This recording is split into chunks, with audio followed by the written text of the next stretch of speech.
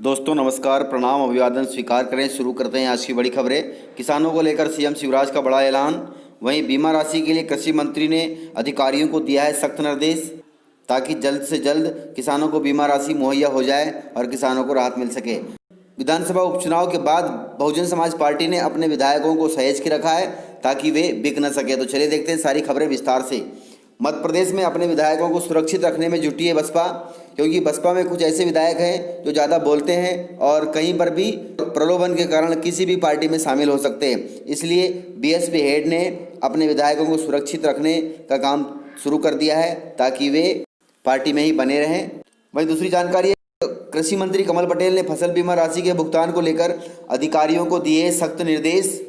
कृषि मंत्री ने विभागीय समीक्षा करते हुए अधिकारियों को फसल बीमा योजना के लंबित भुगतान तत्काल कराए जाने के निर्देश दिए हैं। कमल पटेल ने अधिकारियों को सख्त हिदायत दी है कि किसी भी जिले से भुगतान संबंधित शिकायत नहीं आनी चाहिए। बहुत अच्छी बात है कि किसानों को इससे राहत मिलेगी। दरअसल पिछले दिनों शाजापुर में किसानों द्वारा फसल बीमा राशि की योजना को लेकर शिकायत दर्ज कराई गई थी, जिसकी चर्चा करते हुए कृषि मंत्री कमल पटेल ने शाजापुर कलेक्टर से चर्चा की। उन्होंने कहा कि किसानों की समस्या का निराकरण किया जाए और फसल बीमा की राशि का भुगतान तुरंत किया जाए, चाहे वो प्रदेश का कोई भी जिला हो। कृषि मंत्री पटेल ने अधिकारियों को निर्देश दिया कि विभाग की योजना के सफल क्रियान्वयन सुनिश्चित करें। इसके साथ ही राष्ट्रीय ई गवर्नेंस योजना, उर्वरक की सैंपलिंग, उपलब्धता, लाइसेंस के नवीनीकरण, आउटसोर्स मैन पावर की अनुमति और स्वीकृति के संबंध में भी चर्चा की और अधिकारियों को निर्देश दिए। सरसों के लिए विशेष प्रोग्राम संचालित करने, हरित कृषि पर योजना के प्रभावी तरीके से लागू करने के अध्यादेश के अंतर्गत किसानों को लाभान्वित करने के लिए भी विस्तार से चर्चा की गई है, जिससे किसानों को लाभ होगा और उन्हें राहत मिलेगी। बता दें कि बीते दिनों शाजापुर में किसानों द्वारा 2019 सोयाबीन फसल की नुकसानी पर बीमा राशि आवंटन शिकायत दर्ज की गई थी, जिसके बाद किसानों के 2019 की फसल बीमा राशि वितरण के संबंध में शुक्रवार को सामान्य प्रशासन राज्य मंत्री इंदर सिंह परमार ने कलेक्टर दिनेश जैन के साथ बैठक की। इसके साथ ही फसल बीमा राशि आवंटित में हुई विसंगतियों को देखकर उस पर विस्तृत चर्चा की गई है।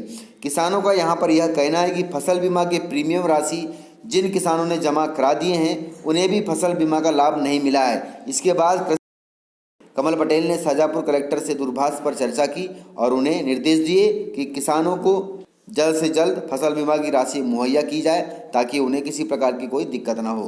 वहीं किसानों को लेकर मुख्यमंत्री शिवराज सिंह चौहान का बड़ा ऐलान है। उन्होंने यह बात वीडियो में भी कही है, देखते हैं। केंद्र सरकार की तर्ज पर शिवराज सरकार द्वारा स्टॉक लिमिट तय किए जाने के बाद प्याज की कीमतों में कमी आई है। इसी बीच सीएम शिवराज सिंह चौहान का बड़ा बयान सामने आया है किसानों के हित में। सीएम शिवराज ने कहा कि मंडियों में प्याज की कीमत कम होना शुरू हुई है, परंतु हमारे किसान चिंतित न हो, उन्हें प्याज के पूरे दाम मिलेंगे। इसी के साथ यह भी ध्यान रखा जाएगा कि प्याज के थोक व खुदरा मूल्य में अधिक अंतर न आए और उपभोक्ताओं को भी सही कीमत पर प्याज मिल सके। गड़बड़ करने वाले बिचौलियों के विरुद्ध कार्रवाई की जाएगी। वहीं मुख्यमंत्री ने ट्वीट करके यह जानकारी दी कि मध्य प्रदेश में कुछ दिनों से प्याज की कीमतें कम होनी शुरू हो गई हैं। रिटेल और थोक के बड़े अंतर के बीच कुछ लोग बड़ा मुनाफा कमाते हैं, इन पर नज़र रखी जाएगी। हमारी कोशिश यही है कि किसानों को उसके परिश्रम का पूरा दाम और उपभोक्ताओं को भी उचित मूल्य पर प्याज मिले। बीते दिनों प्याज ₹80 किलो बिक रहे थे, लेकिन स्टॉक लिमिट तय किए जाने के बाद कीमतों में गिरावट आई है और दाम अब 40 से 50 रुपये हो गए हैं। अब केंद्र सरकार की तर्ज पर ही राज्य सरकार ने स्टॉक लिमिट तय कर दी है ताकि प्याज की कीमतों में कमी आएगी और उपभोक्ताओं को राहत मिलेगी। अब कोई भी व्यापारी तय सीमा से ज़्यादा प्याज को जमा नहीं कर सकेगा। सरकार का यह आदेश 31 दिसंबर 2020 तक प्रभावी रहेगा। प्याज व्यापारियों को रजिस्टर्ड में हर दिन के स्टॉक का ब्यौरा रखना होगा। व्यापारियों को स्टॉक का पाक्षिक रिटर्न सरकार को भी देना होगा, जिससे पता लग सके कि आपने प्रतिदिन कितना प्याज रखा है और यह भी बताना होगा कि उसके पास अब तक कितना प्याज आया है, कितना बेचा जा चुका है और कितना अभी स्टॉक में उपलब्ध है। जांच के दौरान स्टॉक में किसी भी तरह की गड़बड़ी पाई गई तो उस पर तुरंत कार्रवाई की जाएगी।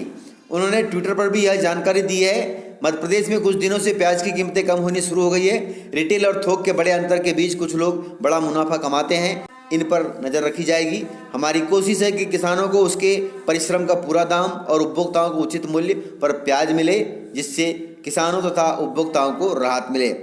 अपने वीडियो में किसानों को संबोधित करते हुए कहा है, तो चलिए देखते हैं उनका लाइव संबोधन। भारतीय जनता पार्टी पूरी तरह से अपनी विजय के प्रति आश्वस्त है।